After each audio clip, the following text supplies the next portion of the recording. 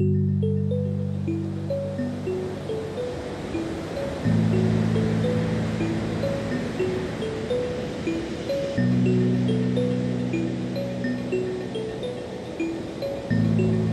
you ever taken a walk along a beach and noticed there's often quite a lot of plastic, especially in the tide lines?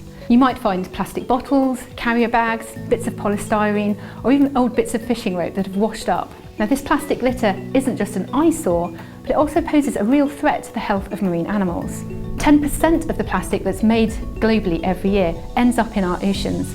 That's 28 million tonnes worth of plastic every year, or the equivalent to 84,000 jumbo jets worth of plastic.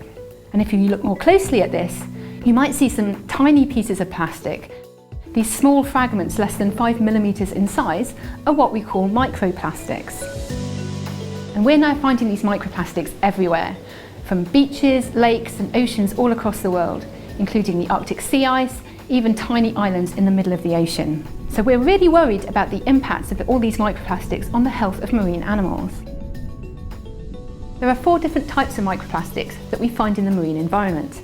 The first start off as these larger plastic items like plastic bottles, and these get broken down by the action of UV from sunlight and from wave activity into smaller and smaller fragments till they eventually end up less than 5 millimeters in size, when we call them microplastics. Another type are these things called nurdles. Now, nurdles are small resin pellets of plastic which manufacturing companies use to make plastic goods. And these sometimes get lost overboard at sea during shipping. When beachcombers find these on the beach, they often call them mermaid's tears. Many of our clothing now contains plastic fibres, such as polyester that you find in fleece jumpers. Now, when we wash our fleece clothing, nearly 2,000 pieces of plastic fibre will get washed out of the clothes and eventually go down the sink and end up in our oceans. And finally, microplastics can be manufactured to be really small, to go into many of our personal care products, for example like shower gel or facial scrubs, or even some of the toothpaste that we use. Unfortunately, this means when we use these products, these tiny plastic beads get washed down the sink and again will eventually end up in the oceans. The main reason we're worried about microplastics in the ocean is because they're small enough to be eaten by a whole range of animals. Marine plastic litter has been found in the stomachs of over 200 different marine animals, including fish, shellfish, barnacles, and seabirds. Our research is focusing on copepods. These are small animals that live at the base of the marine food web. We want to know if copepods can eat microplastics, and if they do eat these small plastic bits of litter, will it have an impact on their health? Copepods are mini beasts of the ocean, small crustaceans, a bit like tiny shrimps. They belong to an important group of animals known as zooplankton, which drift and float in the surface of our seas. Copepods are one of the most dominant group of animals on our planet, and it's estimated that there are 1,347 billion of them alive at any one time. They may be small. A single copepod could sit on the head of a pin, but they are very important and play a vital role in our ocean ecosystems. They graze or eat on tiny plants known as phytoplankton, and then they pass this energy up through the food web to other animals, such as commercially important fish larvae, jellyfish or whales. They also contribute to the global carbon cycle. In the atmosphere, carbon mostly exists as carbon dioxide, and about a third of this carbon dioxide dissolves into the upper layers of the ocean.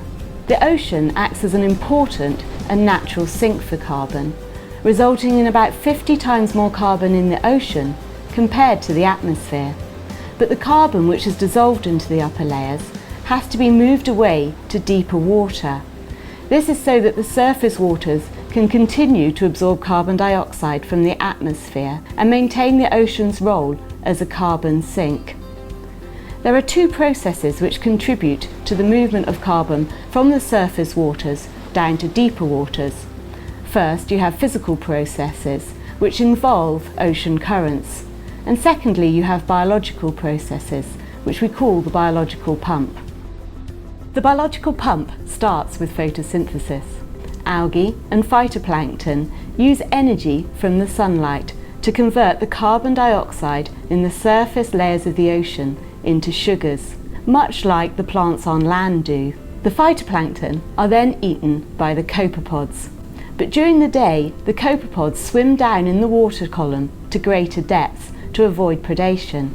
And here, they pass the organic matter out in the form of fecal pellets, which may then sink to the sea floor, taking the carbon with it. Because copepods are so important to the food web, anything that affects their health may mean there's less of them available to be eaten by other larger animals like fish. This is why we're so interested to see whether copepods may be accidentally eating microplastics instead of algae.